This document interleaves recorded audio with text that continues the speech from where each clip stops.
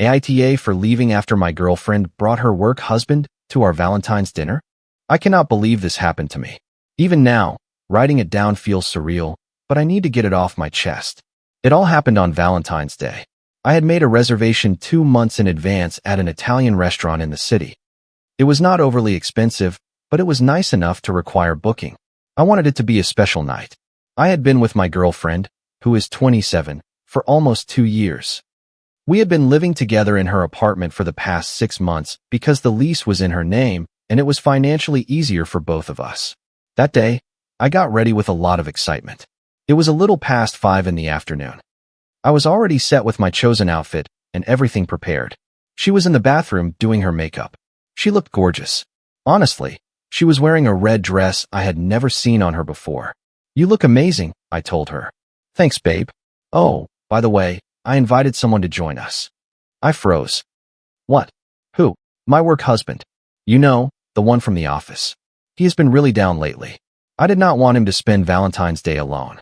"You do not mind, do you?" "Of course I mind it. A lot. It is Valentine's Day. I thought we were going out just the two of us." She rolled her eyes while continuing to do her makeup. "Do not be one of those jealous boyfriends. He is just a work friend. Besides, it is sad to spend Valentine's Day alone. You have never met him. You are going to like him. He is funny and very sweet. And you are secure enough not to make it weird, right?" The way she said it made me feel like I was the problem, like I was overreacting. "I guess," I replied, even though I already felt like an idiot. We arrived at the restaurant at 7. He was already there waiting for us. He was tall, well-dressed, wearing clothes that were clearly designer and an expensive watch. When he greeted my girlfriend, he hugged her for too long with his hands low, in a way that made me uncomfortable. "You must be the boyfriend," he said, shaking my hand with a strange attitude, as if marking his territory. "Thanks for letting me crash your date, man. I appreciate it." Letting him. I had not agreed to anything. We sat down. The waiter looked confused, seeing that there were 3 of us for a reservation for 2, but he accommodated us anyway. They sat together on one side, and I was left alone across from them. It was like being the third wheel on my own Valentine's Day date. And that is exactly how they treated me. For almost the entire first hour, they only talked to each other. They discussed the office, inside jokes, projects, their boss, and stories about when they worked late and ordered food. I tried to chime in. "Oh yeah? Something similar happened to me at my job."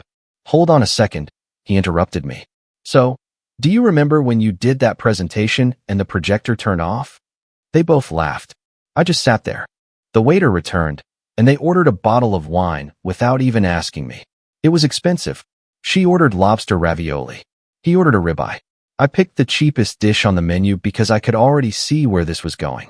The food arrived. They shared with each other, tasting each other's dishes.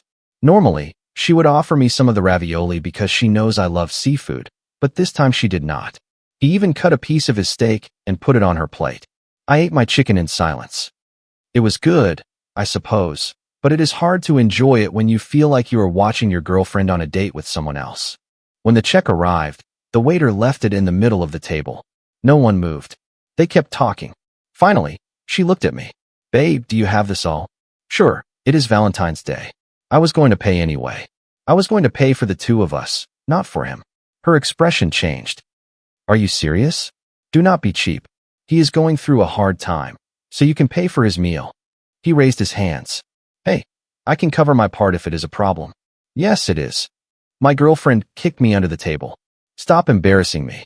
I looked at the bill. $240. My dish cost $32. I took out 2 $20 bills and left them on the table. "That covers my food and the tip." "What are you doing?" she asked, upset. I stood up and looked at them. They were sitting together, side by side, like a couple, looking at me as if I had ruined their night. "You two look really good together, honestly. And I am breaking up with you." Her jaw dropped. "What? We are breaking up? For being nice to someone? For bringing another man to our Valentine's Day dinner, ignoring me for hours, and expecting me to pay for your date with him?" "Yes, that is why I am leaving." I did not look back. I heard her calling me, but I kept walking. I took an Uber back to her apartment, where all my things were. I spent 3 hours packing clothes, my computer, my console, books, and toiletries. I called a friend who has a car. He arrived close to midnight without asking questions. "Are you okay?" he asked me. "No, but I will be." We loaded everything up. I left my key on the kitchen counter and left. I stayed at my friend's house in a spare room. I barely slept. My phone would not stop ringing. Messages from her. "Where are you? Are you serious? Come back so we can talk like adults. You are overreacting. He is just a friend. You are being dramatic." I blocked her at 3 in the morning. I needed to rest. That was 4 days ago. Since then, I have been staying with friends, looking for an apartment, and processing everything. The weirdest part is that I do not feel that sad. Rather, I am angry and partly relieved. 3 days later, things got more complicated. She showed up at my job, walked right into the reception area, and asked for me. A coworker approached my desk, looking uncomfortable. "There is a woman here looking for you. She says it is urgent." I went to reception. There she was. She had red, puffy eyes and no makeup on. It was obvious she had been crying. "We need to talk." "No, we do not need to talk. You cannot throw away 2 years over a simple misunderstanding." It was no misunderstanding. "You invited another man to our Valentine's Day dinner." The receptionist was doing his best to pretend he was not listening, but clearly, this was already a spectacle. "You are turning this into something it is not," she said. And I needed a girlfriend who would not make me feel invisible. "I guess neither of us got what we wanted," I replied. "I suppose. I love you." That is a very strange way of showing it. She started crying harder. "Please, can we go grab a coffee? Let me explain everything." "There is nothing to explain. You made your choice. I already made mine. You are being very cold." "No, I am being definitive. There is a difference. You need to leave." Security was already approaching. She saw them and looked back at me. "This does not end here." "Yes, it is already over." She turned around and left. Afterward, my boss pulled me aside. "Everything all right?" "Yes, I apologize for that. It is my ex." "Do not worry. I just wanted to make sure you were okay." I appreciated the gesture. At least someone cared about how I felt. Later that same day, I received a text from an unknown number. I replied because I thought it might be about an apartment. "Hey, it is me. From the dinner. The work husband." I stared at the screen. "How did you get my number from her phone?" "I think we got off on the wrong foot. Do you want to grab a beer and clear things up?" "No. Come on, we are adults. She really cares about you." I was just being a supportive friend. Supportive while they ignored me and expected me to pay. She offered to share her food. You could have said no. This guy's audacity was unbelievable. "You can do whatever you want. I am out of the picture now. Delete my number. You are making a mistake. She is a good girl, so you should keep her." I blocked him. Here is where it gets interesting. The friend who helped me move works in tech, specifically in cybersecurity. When I told him the work husband had texted me, he got curious. "What is his name?" "I have no idea. He never mentioned it." "Let me do some digging. I know people at that company." 2 days later, he came back with information. He is not just a coworker. He is her direct supervisor, her boss.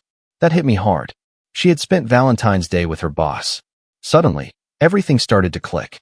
The expensive watch, the designer clothes, the confidence with which he acted. He was not just any friend. He was someone with power over her. Yesterday, I got another message. It was her again, from another number. "I know you blocked me, but please read this. I made a mistake. I miss you." That night meant nothing. He means nothing. You are the one I want to be with. Give me another chance. I did not reply, but I saved the message. I felt I might need it. Today, something else happened. She posted one of those vague messages on social media. When you realize who is truly there for you, trust is everything. Some people show their true colors when things get tough. I deserve better. The comments flooded in immediately. Her friends supporting her without knowing anything. You deserve better. His loss. You are amazing. No one asked what had actually happened. My phone started blowing up. Mutual friends asking what I had done. So, I posted something simple. I broke up with my ex after she invited her boss to our Valentine's Day dinner. She ignored me all night and expected me to pay for everything. When I left, she called me dramatic. That is the story. The reaction shifted fast. People started asking, her boss? What? Seriously? She deleted her post in less than an hour, but it was too late, and honestly, I felt fine about that. I am not the villain here. The next day, I went to look at a small studio, very small, but mine, without living in someone else's space. without feeling like a guest in my own home. A friend asked if I regretted it. Maybe I should have seen the signs earlier, I told him, but I do not regret leaving. It was the best decision. 2 weeks later, I moved in. The studio was tiny, but it was mine. My friend helped me move my things, and then we ordered pizza. While we were eating, he told me something. Things are tense at their office. How tense? HR is investigating. Someone reported an inappropriate relationship between your ex and her boss. They even mentioned the dinner. Now they are looking into whether they crossed any professional lines. I felt validated, but also weird, as if I had always known, but hearing it confirmed was different. And then everything got more complicated. My ex showed up at my new apartment. I do not know how she got the address. She knocked on the door at 8 in the evening. I looked through the peephole. It was her. What do you want? Please, let me in. We need to talk. No. I lost my job. That made me open the door, but I stood there blocking the entrance. What happened? She looked terrible. Messy hair, wrinkled clothes, puffy eyes. I got fired. They said I violated policy. This is your fault. My fault. You told people about him, about Valentine's Day. Someone reported us, and now we are both fired. I did not report anything. I just told people what happened after you tried to publicly shame me. It is the same thing. You ruined my career. I could sue you. Sue me for what? Defamation? I told the truth. At that moment, a neighbor's door opened. An older man poked his head out. Everything all right? Yes, sir. She is just leaving. My ex looked at the neighbor and then back at me. She lowered her voice. I have nothing now. I do not have a job. I cannot pay for my apartment. This is all your fault. It is because of your decisions. You made them. Now you are facing the consequences. I cannot believe you are so cruel. I thought you loved me. I did, but that ended when you chose your boss over me on Valentine's Day. He is not my boss anymore. We are both unemployed. Still not my problem. So what am I supposed to do? Where do I go? She said it as if I was supposed to have an answer. She tried to push past me to get in. I held the door firmly. You need to leave now. Just let me stay tonight, please. I have no one else. That is unfortunate. But no. The neighbor peeked out again. Son, do you need me to call the police? My ex's eyes widened. She took a step back. Fine. I hope you are happy. You destroyed my life. You invited your boss to our Valentine's Day dinner. You destroyed your own life. I just stopped being a part of it. She left. I heard her crying as she walked down the stairs. I felt bad for about 2 seconds. Then I remembered her laughing while he fed her a piece of his meal, while I sat there, invisible. The next day, I received a call with my hometown's area code. It was my mom. Honey, she said. She says you kicked her out, and now she is homeless. That is not what happened. I left her place 3 weeks ago. She got fired for inappropriate conduct with her supervisor. That is her own responsibility. She made it sound like you left her on the street. Mom, she brought her boss to our Valentine's Day dinner, ignored me, and expected me to pay for everything. Later, I found out they had an inappropriate relationship at work, and HR stepped in. None of that is my fault. There was silence on the other end. Oh, sweetie. I am so sorry. That is awful. I am fine. I have my own place now. She also said you offered to help her. Help her? With what? That she could stay with us for a while. She said you suggested it. I could not believe it. Mom, I did not say that. Please do not let her manipulate you. She made her choices. Do not worry. I told her no. Your father would not allow it either. Thank God for parents who listen. But it did not end there. I then received a message request on social media. It was her ex-boss. We should talk. This situation got out of hand. Maybe we crossed some lines, but your reaction caused real damage. People lost their jobs. We can resolve this like adults. I took a screenshot and sent it to my friend. This guy is trying to blame you, he told me. Do not reply. He wants ammunition. So I did not reply. I blocked him too. The following night, my ex posted a crying video to her story. I saw it from a secondary account a friend created. She talked about how people show their true colors when things get hard, about how someone who claimed to love her abandoned her, and about how some men ruin lives and then play the victim. Zero accountability. No mention of what actually happened. The comments were divided. Some supported her. Others already knew the truth. Someone wrote, "Did not you have an affair with your boss?" She deleted everything. I stayed out of it. I blocked her everywhere. I changed my number and only gave it to trusted people. I asked my mom not to share my new information. At work, everything was going well. My boss said I handled the situation professionally. I started grabbing lunch more often with my coworkers. A woman from accounting, and I started talking more frequently. Nothing serious, just normal conversations, something that felt peaceful. My studio was slowly becoming a home. I got a cheap chair from a big box store, ugly but comfortable. My friend gave me his old TV. Little by little, I was building something that was entirely mine. Then, a copy of my ex's lease renewal notice was forwarded to me in the mail. I had never officially signed anything, so legally I was not on the lease. I found out through acquaintances that she was behind on payments. It was no longer my problem. A month later, 6 weeks since Valentine's Day, I decided this would be my final update. I heard from a mutual friend that she could not pay the rent. She owed 3 months, and the eviction process had begun. Somehow, she got my new number. I did not answer. Then she sent an email. I know you changed your number. I got it from your mom. I told her it was an emergency. I am in trouble. I have nowhere to go. My parents will not help. Can I stay with you for a few months? I will sleep on the couch. You will not even notice I am there. Please. I deleted it. I changed my number again. I called my mom, and she explained that my ex had claimed it was a medical emergency, which is why she gave her my number. I was not mad. And here comes the unexpected part. The woman from accounting I had been talking to. We started getting coffee. We kept talking during breaks at work. I found her to be great, smart, funny, and with her life pretty well put together. Last week, we went out to dinner. It was a quiet night, good food, and a conversation that flowed effortlessly. When the bill came, she paid her share without anyone saying a word. Such a simple thing, but after everything that had happened, it caught my attention. At the end of the night, she told me something that surprised me. I heard what happened with your ex. The Valentine's Day thing. I just wanted to tell you that I think you handled it really well. A lot of guys would have made a scene or sought revenge. You just got up and left. That takes strength. It did not feel strong, I replied. Honestly, I felt pretty pathetic. It was not. You respected yourself enough to walk away when you saw the disrespect. That is important. We are taking things slow, no rush, no pressure, just seeing where it goes. Meanwhile, my ex seems to be spiraling. From what mutual friends say, she has been staying at various friends' houses, couch surfing every few days. People are starting to get tired of it.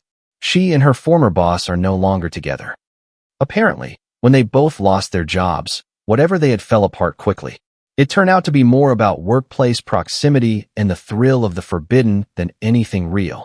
She has been sending out job applications, but the way things ended at her last job does not help. Being let go for violating internal policies is a red flag for many companies. She even posted a plea for financial help, saying she was going through a tough time, and the comments filled up fast. Some asked why she could not find a job. Others brought up the Valentine's Day incident. She deleted the post right away. Finally, her parents agreed to let her move back in temporarily. They live in another state.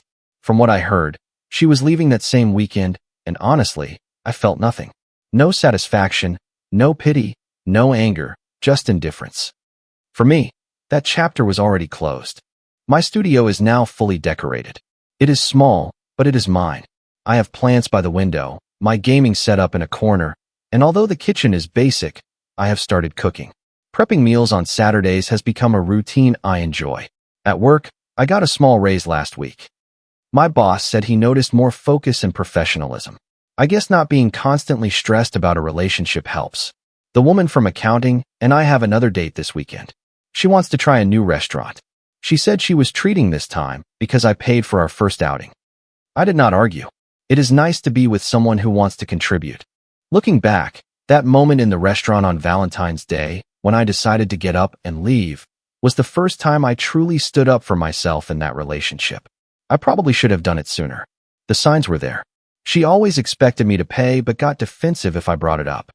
She prioritized her friends and shared intimate details of our relationship with coworkers, including him. She cared more about her social media image than our reality. I ignored it all, thinking it was part of compromising. Over time, I understood that compromise has to be mutual. I was simply accepting less than I deserved. Someone commented on my original post, asking if I felt guilty about what happened to her. The truth is, no. Not because I wanted revenge, but because I just stopped protecting her from the consequences of her own decisions. The issue at work, her apartment, her friendships, it all came from choices she made. She knew bringing her boss to our Valentine's Day dinner was wrong. She did it anyway. She knew developing an inappropriate relationship at work was risky. She did it anyway. I am not responsible for fixing what she herself created.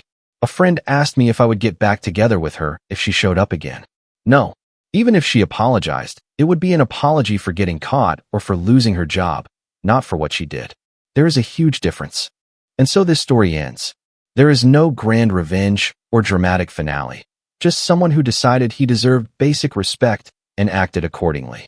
The woman from accounting texted me today to ask if I am allergic to anything before our dinner on Saturday. That kind of simple consideration is something I should have had from the beginning. To those who followed all of this, thank you for the support. To those who thought I went too far, I did not.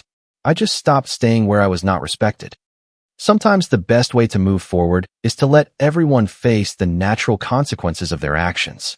And if my ex ever reads this, I sincerely hope she manages to sort her life out. Just without me, never again with me. Comment. I hope this story gave you a moment to reflect on your own journey.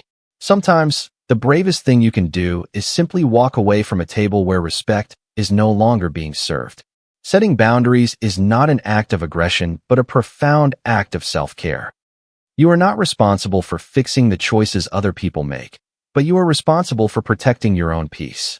True healing begins when you stop focusing on their actions and start investing in your own well-being. It also reminds us that genuine kindness is found in simple, quiet moments of consideration, not in loud, dramatic gestures. You deserve relationships where your presence is valued and your feelings are seen. Remember that you have the power to write your next chapter, even if you have to leave the old one behind. Always choose the path that leads to your own peace and self-worth. Take care of yourselves, and remember how much you matter. If you liked it, don't forget to leave a comment and support the channel by subscribing. See you in the upcoming stories.